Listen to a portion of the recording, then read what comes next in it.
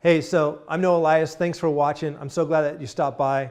Hey, today I just wanted to encourage you and give you a little dose of inspiration as you go about your day. You could be a stay-at-home mom. You could be a dad that's at work. You could be owning your small business. You could be an entrepreneur that's dreaming. You could be an author.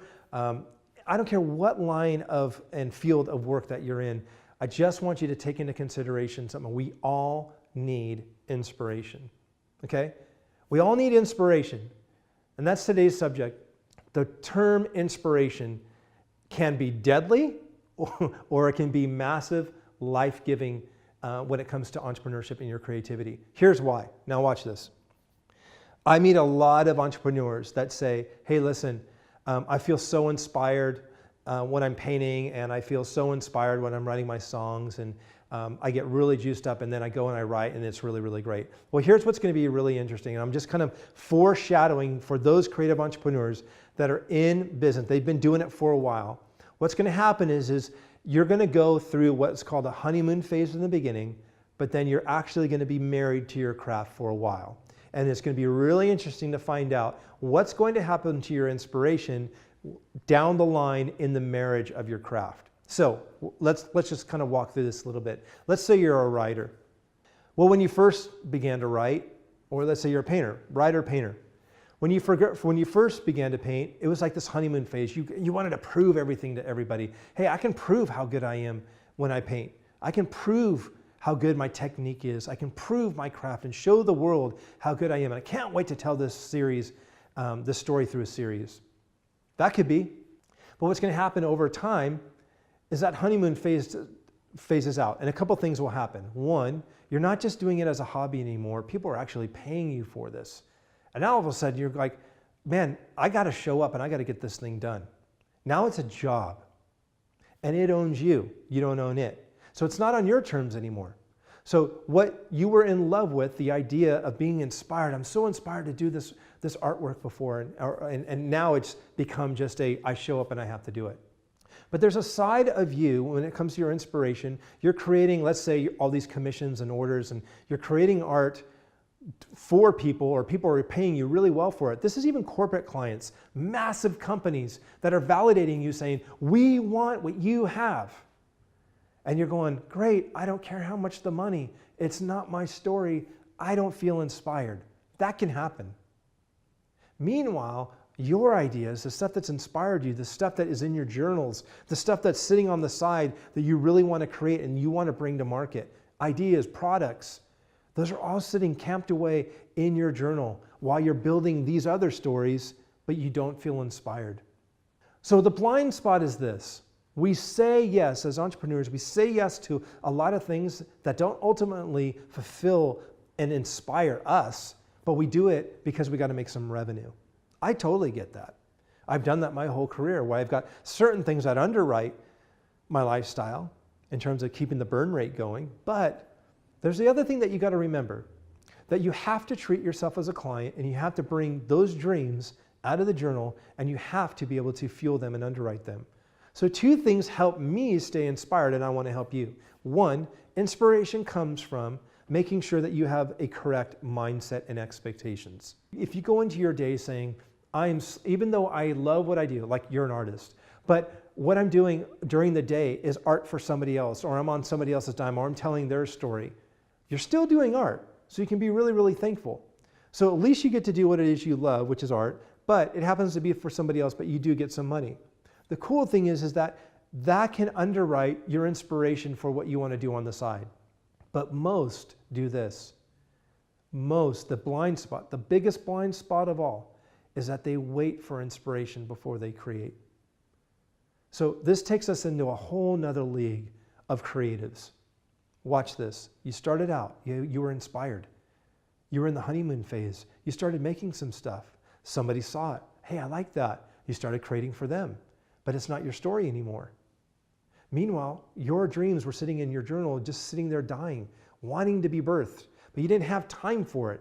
It was like taking care of a little kid sitting in a corner. You couldn't take him out to play, couldn't feed him, couldn't have ice cream with him, couldn't have a good time, couldn't go on a roller coaster with him, couldn't climb a jungle gym or a tree.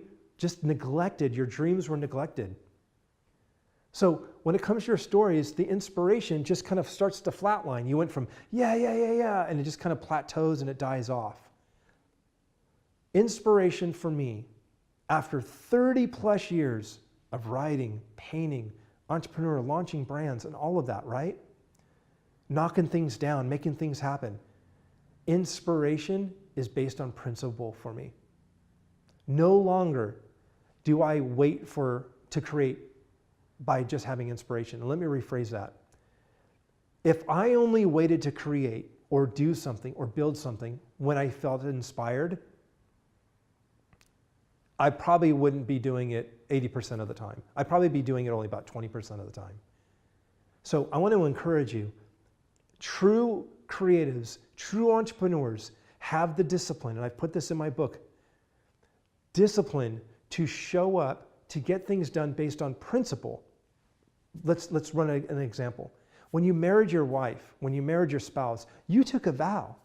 You took a vow to marry your spouse. That comes with commitments. And one of the biggest ones is this. You are choosing, listen, you are choosing to love regardless of whether or not you feel like it or not. You are choosing to love whether you feel like it or not. You are showing up. You are staying married. You are investing into this relationship. You're going to the store. You're doing the ugly stuff. You're doing the underbelly of life together. The good, the bad, the ugly, the fat, the slim, the tall. Like every facet of that commitment that you've made, you're carrying out because of principle. Here's why. I believe it's because of respect for your spouse. My creativity, your creativity should be treated the same. What does that mean? That means that the days I feel like I'm empty, I got nothing in the tank. The days where I just feel depressed, the days where I feel physically tired, the days that I rationalize myself of I can do it tomorrow, whatever. I cannot wait for inspiration to show up for me to get things done. So I want to encourage you, my friend, today, understand, will you show up out of principle because you made a commitment and respect your creativity, your craft? You love it, you care for it, you nurture it. And by doing so, here's what happens. You learn something about yourself because you overcome yourself. You take that self-sabotage, that procrastination, you move it aside, the rationalization, you move those three elements aside, allowing capacity and freedom for your creativity to reign. And it's just like this. Every single time I just fight through that wall to get to the easel and start painting because I made a commitment to myself, here's what happens. Gold shows up. And gold is ultimately new inspiration. So what does that mean? That means when I'm at the easel, when I'm in the act of my craft, and I don't know, I mean, even while I've been filming this video, I'm getting more and more ideas because I'm in my craft. As you're doing your craft, as you're digging for gold, while you're digging for gold, you're finding new veins of gold. And that happens because of a commitment that you made out of respect for yourself with your creativity. So, my dear friend, be encouraged today. You might not feel inspired, but don't wait for inspiration in order to create. Create for the sake of creativity. Play in the sandbox. Have fun. Journal. Get out of the norm. Go explore. Show up with your creativity because you made a commitment to do it.